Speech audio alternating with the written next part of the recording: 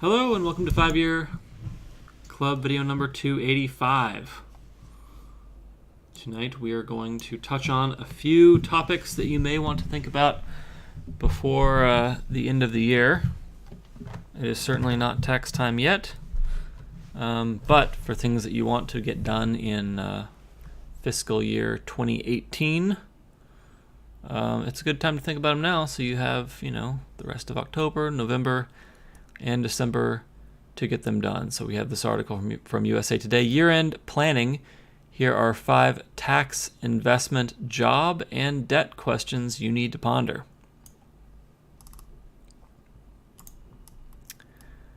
The last couple of months of the year are a good time to think about money and make various tax, investment, and other personal financial moves. Here are 5 questions to ask yourself as 2018 starts to wind down. Number 1. Should you do year-end tax planning? The Internal Revenue Service, for months, has been urging Americans to assess their tax situation, and for good reason. The tax reform legislation that took effect in 2018 will change the numbers for a lot of people. For example, the proportion of households itemizing deductions is expected to drop from around 30% last year to 10% this year. Workers have enjoyed the benefit of lower payroll withholding, boosting their take-home pay, but it still could mean a tax bill when it comes time to file returns early next year. The IRS provides a withholding calculator at irs.gov. There is still time to make modest paycheck withholding changes for the rest of 2018, and the calculator might pinpoint the need for an estimated payment. So I can go check out my withholding calculator. All right. With itemized deductions less compelling because the standard deduction has been increased, a lot of people won't benefit from a tax standpoint from making charitable donations, paying property taxes, incurring mortgage interest, and so on.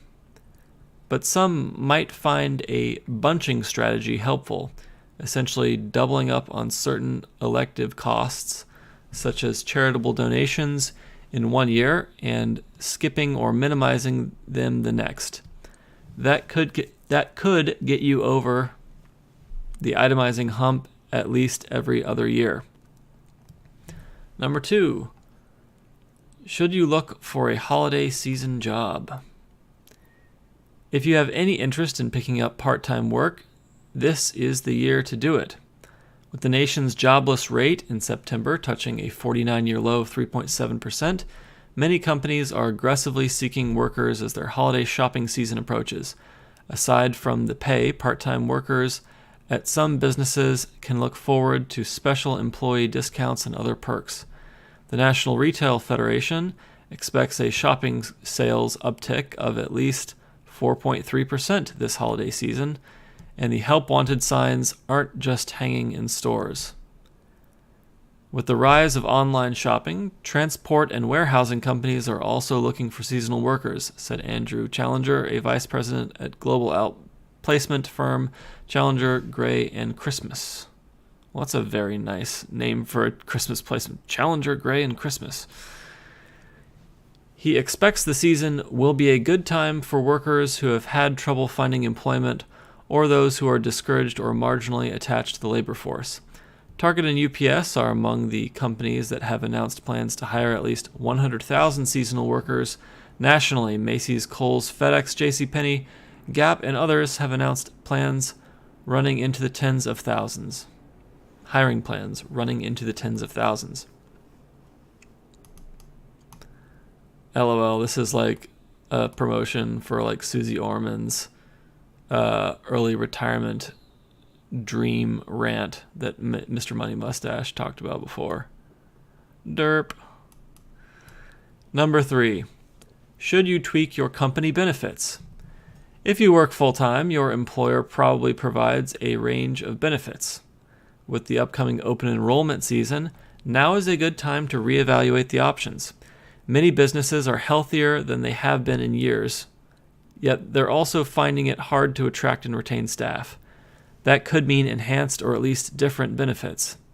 In terms of medical costs, one key thing to do is evaluate how you spent healthcare dollars over the past year.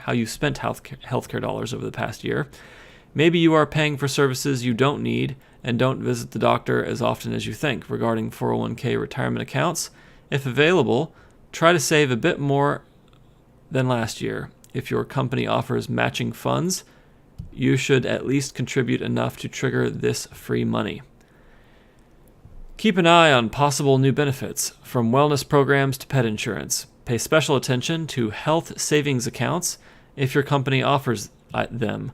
These accounts, linked to high-deductible health plans, provide tax incentives to save money to meet health outlays, and balances can be rolled over into retirement.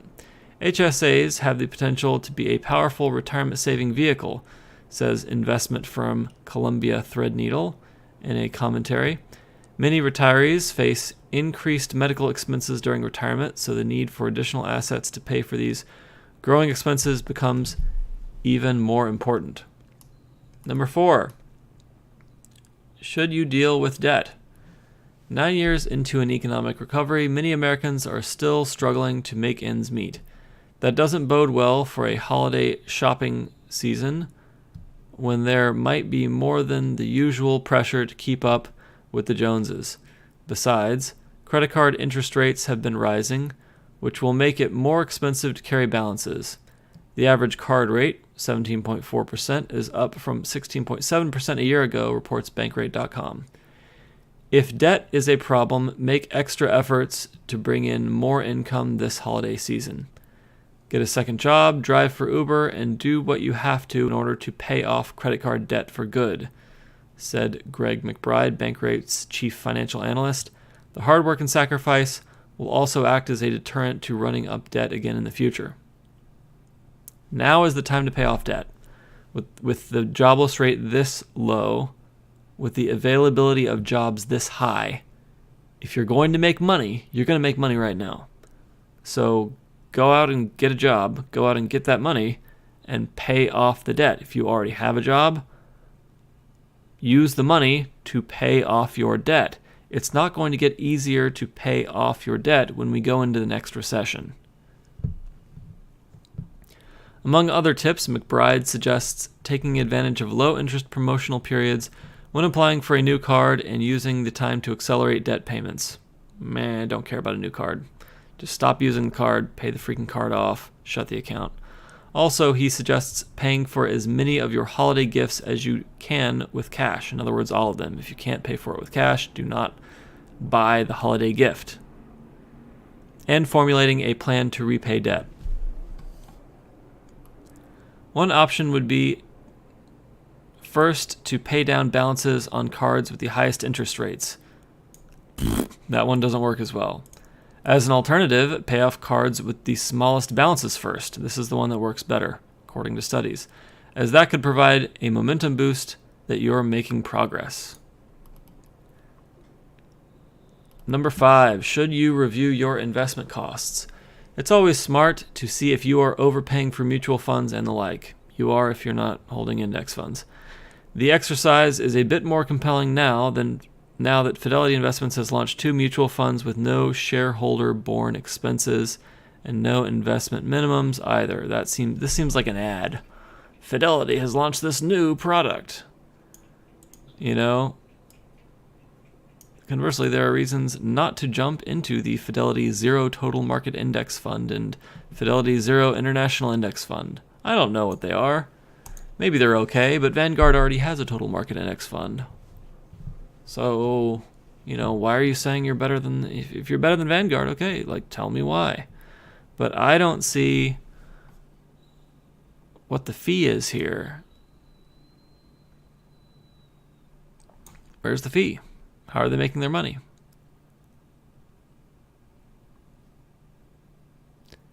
No shareholder-borne expenses. Does that just mean they're hiding the expense in underperformance? That's what I suspect. Otherwise, why would they do that? Also, the funds aren't necessarily all that less costly than those offered by rival firms such as Vanguard and Charles Schwab, and even some of Fidelity's other funds. Costs gradually have been declining throughout the fund industry. For example, the Schwab 1000 index fund charges 0.05% or just 50 cents annually for each $1,000 invested.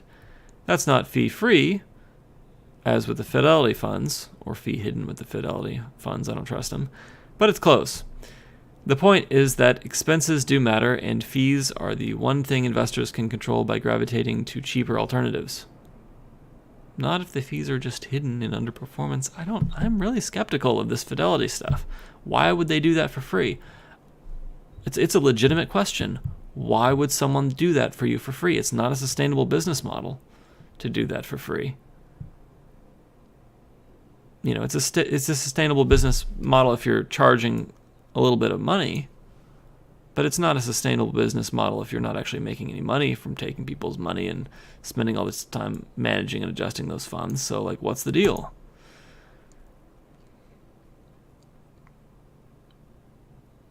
So, yeah, something to think about at the end of the year. So, to review, right? Didn't agree with everything in this article, but to review, should you do year-end tax planning? Absolutely. Any deductions that you can take or that you should take, you should think about that. Should you look for a holiday season job? Possibly, if you need the money. Should you tweak your company benefits? I use an HSA. If you don't have, predictable or chronic health problems, then an HSA may be a good deal for you. But it's a complicated topic. In fact, I think I should probably look into covering HSAs more in depth. Should you deal with debt? Absolutely. I would bump this to the top of the list, frankly. If you have debt, fixing and paying off the debt is the number one financial thing you can do for yourself. Finally, should you review your investment costs? Yeah. It's a good time as long as you're messing with all this other stuff. Sounds good. All right, well, that is it for 5-Year Club video number 285. Hope you enjoyed it.